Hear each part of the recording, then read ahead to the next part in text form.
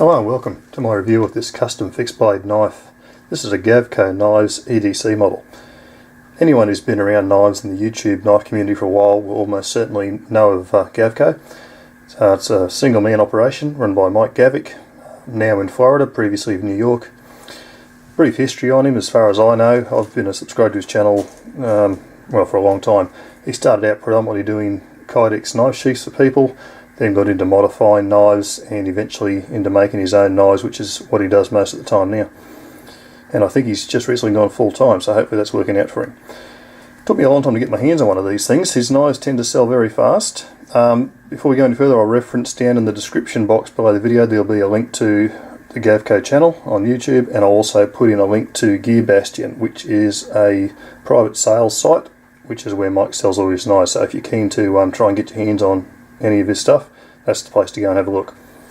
Alright, so let's get into this knife. As mentioned, this is his EDC model. It comes in quite a variety of sort of shapes, grinds, handles, that type of thing. He gets the blanks sort of done up, cut out, water jetted I believe, all that type of thing, and then from there on he can customise them. This particular one is in my favourite blade shape, which is a drop point. I've also seen them in things like reverse tantos, bowies. The sky's the limit pretty much. I think he's even done a few recurve ones, but don't hold me to that. Handle materials likewise. This particular one is got a lovely Maple Burl, which I don't know how well that's going to show up in this light, and orange G10 liners, which is a real signature thing for Mike. He tends to like his bright colours and couldn't resist putting them on here, and I actually like that a lot. It's a great combination, and it just screams out it's one of his knives. Which incidentally, so does that logo. That's the Gavko Knives logo on the Ricasso there. I'm really impressed, Mike, that you put that on that side. It means it shows up when I'm holding my left hand. I think Mike might be a closet left-hander. We're going to try and get him on our side. The steel on this one, it's of course a full tang design. It's AEB-L, and Mike was telling me it's around about a 61 RC hardness. So that's a nice hard, good stainless steel. It's a full convex grind, or maybe not quite full, but very close to, and it's got a secondary bevel. Very, very lean convex grind. I'll just grab a bit of paper and try and get this to focus so you guys might be able to see this. I don't know how else it's going to come out. But you can probably see there it's a very nice lean convex. Whilst we've also got, you also notice the grinds, the plunger lines, everything's very, very nice and even. Really, Mike's work's just come on in leaps and bounds in recent times. It's been actually really exciting to watch his development, and yeah, it still is. He's doing some folders and frame locks and things now, and yeah, really amazing work. But everything's really well finished on this. The pins on it, I should show you. Mike makes them himself. I know they're a copper inner, and I think they may be a titanium outer, but I'm not sure. And of course, we just got the lanyard tube down the back. The handle shape, I think, is something that's really worth mentioning. If you have a look at the contouring on there. Lots of rounded areas, no hot spots, no sharp points, bulges out here, and I've got quite a large hand. To give you a reference, I normally take in most gloves extra large. It's quite a small knife, but I can get a 4-finger grip on it, and it really is very, very comfortable. And I think Mike's obviously done a lot of work on handle shape, handle contouring, working out what works and what doesn't, and it's really paid off. I was pleasantly surprised by just how comfortable this little knife is in my hand. I've called it a little knife a couple of times. I should probably talk about the size. The blade on this one is 3 inches. Now that's from the tip to the end of the cutting edge here. So I'm not counting the Ricasso in there. Just the cutting edge is 3 inches or 76 millimeters. The overall length of the knife is 6 5/8 of an inch, or for us metric people, 168 millimeters. Alright, weight. I should talk about weight. Now this may differ because all Mike's knives tend to be a little bit different depending on handles, grinds, and who knows what else. But this particular one weighs in at 2.7 ounces, which is 76 grams. What did it come with besides just the knife? Well, it came with 2 sheaths, which was lucky for me. And Mike, of course, does Kydex still for all the knives he does. And that's the Kydex sheath it came with. A little bit of paracord on there. I think that's a colour called graphite or something like that. I'm not quite sure. Very neatly done.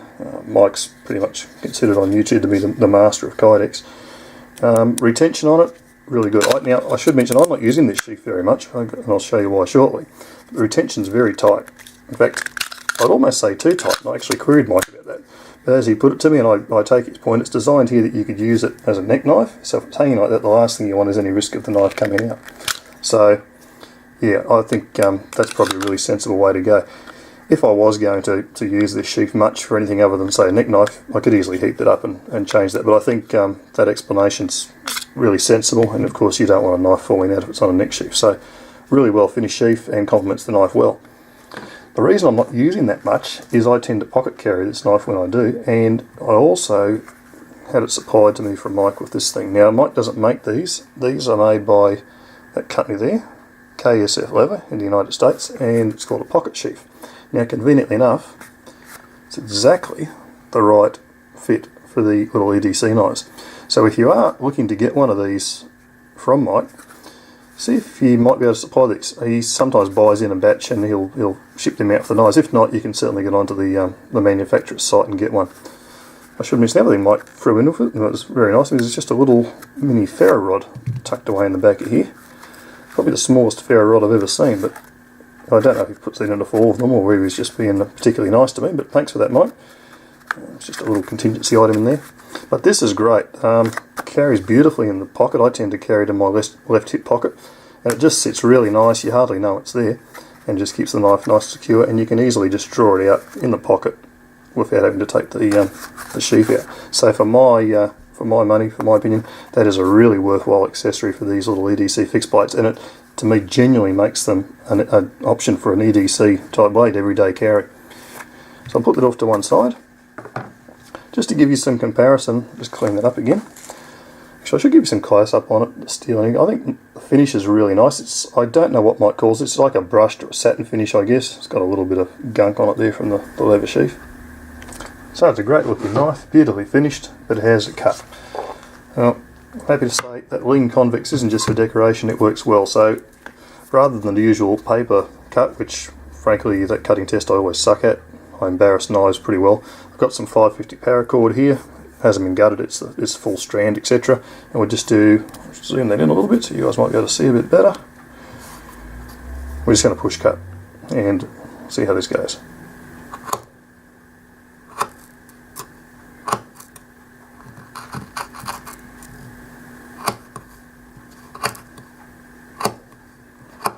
It's going through that crazy easy, just effortless.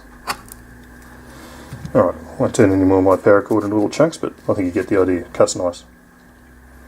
There, out of the way.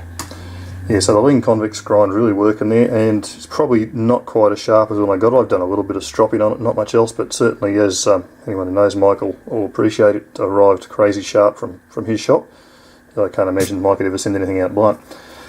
Last thing I'll do on this is just do a quick size comparison with a couple of sort of well-known EDC folding knives, just to give you guys an idea of the size of the fixed blade. First one we're going to look at, it's a Benchmade mini grip Tillion, which I know is a knife a lot of you guys would have. Overall size there is open just about identical actually, and I've also got a Delicate 4 full flat ground just to bring in here, and it's significantly bigger, not so much in the blade. The blade's actually shorter, but in the handle. Delica's got quite a large handle for a knife its size, even bigger than the Benchmade. So I guess if you're talking comparison, if you've got a Benchmade mini grip Tillion hanging around, open it up, and that's going to give you a pretty good idea of the size of one of these EDC fixed blades. Alright, so there it is, the Gavko EDC. In conclusion, I think it's a great knife. I'm very impressed with the finish, the quality, the usability, the handle comfort is absolutely outstanding. I was just blown away by that. Cut's great. Value, well, they're not cheap, and nor should they be. Mike makes these, all himself pretty much. He's not like he's got a production line or anything, so there's a lot of work goes into them. Having said that, they're not as expensive as some other custom makers, and for the performance you're getting, I think the value is very high on them. For me, it's a great knife both in looks and performance, and I'm really happy to have it. Hope you guys enjoyed a look at that, and please visit Mike's channel. He's got a lot of videos on virtually everything he makes, and the one thing I'll say about him is that he doesn't gloss over it. If he makes a little mistake or has to find a workaround, he mentions on his video, so he kind of reviews his own blades to a certain extent. I think he's very honest in that way, so yeah, have a look there, check it out, but yeah, well worth a look. Thanks for watching. Catch you later.